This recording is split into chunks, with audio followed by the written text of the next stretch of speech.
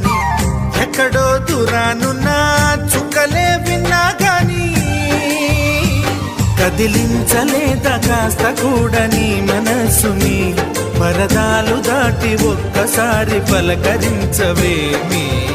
అందరినీ ఇలా వెంటపడి అడగాల